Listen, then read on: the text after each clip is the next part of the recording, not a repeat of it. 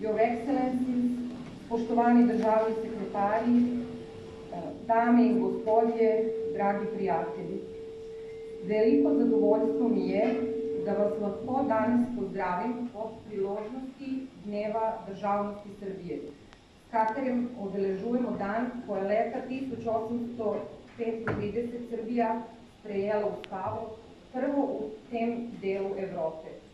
Iz leta v leto so odnosi med Srbijo in Slovenijo vse boljši in intenzivnejši. Včasih na toliko področjih, da jih ambasada že kar s težavo spremlja. In the course of last year, several bilateral visits were carried out on the highest political level. Among them, meetings of the two presidents, as well as presidents of national parliaments.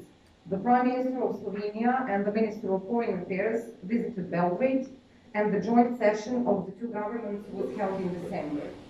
The foreign trade exchange is expected to reach 2 billion, and during previous years, Serbia has opened the representation of Serbian Chamber of Commerce here in Slovenia, and we will be the next partner country of Agra Fair this year. Predstavljati Srbijo v Sloveniji je vsekakor velika čast in hkrati tudi izziv.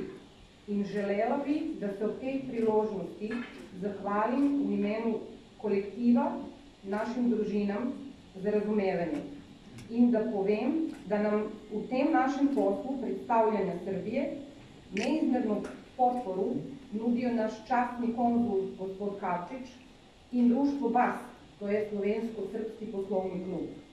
Veliko zahvalnost za podršku ambasadi dugujemo mitropolitu Zagrebačko-Ljubenskom, gospodinu Porfiriju i kompletnom sveštenstvu Srpske pravoslavne crkve ovde u Sloveniji. Posebno smo ponosni na brojnu srpsku zajednicu koja živi u Sloveniji i koja je ovde dobro integrisana. Radnici, lekari, inženjeri, umetnici i sportisti daju veliki doprinos slovenačkom društvu i želja Srbije je da oni budu lojalni građani Slovenije, ali da očuvaju i neguju svoju kulturu, tradiciju, jezik i svest o svojoj naciji, u čemu će uvek uživati svaku vrstu pomoći i podrške države Srbije. Now I would like to express special gratitude to the friends of Serbia who together with us contributed to organizing this celebration and making it an enjoyable event. And these are Fructal, Comtrade, Petrol, MK Grupa, Dondon, Mercator, Serbian Chamber of Commerce, Modeco, Impol, Riko Grupa, Triglav, NLB and Intercontinental.